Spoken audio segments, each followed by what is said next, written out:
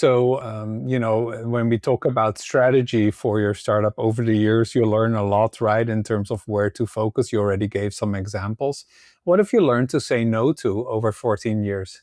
Well, we started as a very generic platform. And when you try and get into your markets, so you can take vertical approach or horizontal approach, like especially in B2B, so you can be maybe a platform for, I don't know, accountants or platform for, I don't know, insurance companies specifically. So we did not start. So we had this more horizontal approach, and over time we specialize more and more in financial and professional services.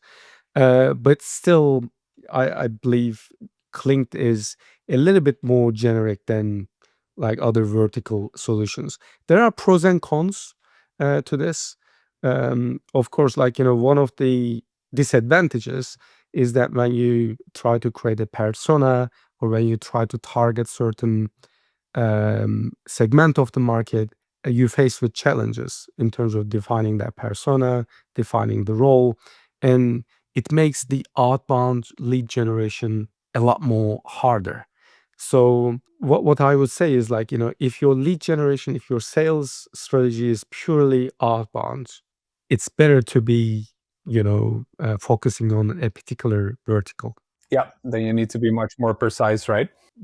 Definitely.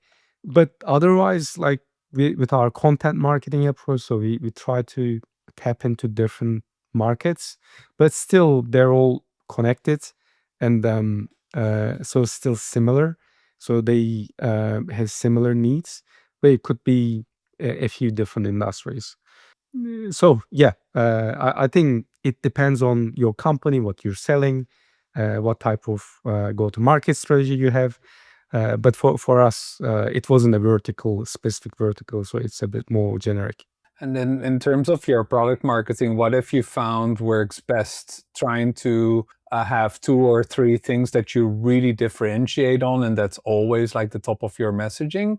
Or is it more like trying to match all the features that your competitors have and basically be always in fast catch up mode almost to be competitive at every dimension that customers might ask for?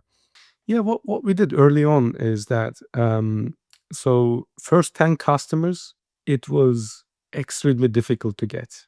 But we managed to get the first 10 customers, and then we sat down and then try and analyze those customers. So what were the pain points? So what are the things, what are the patterns between these 10 companies?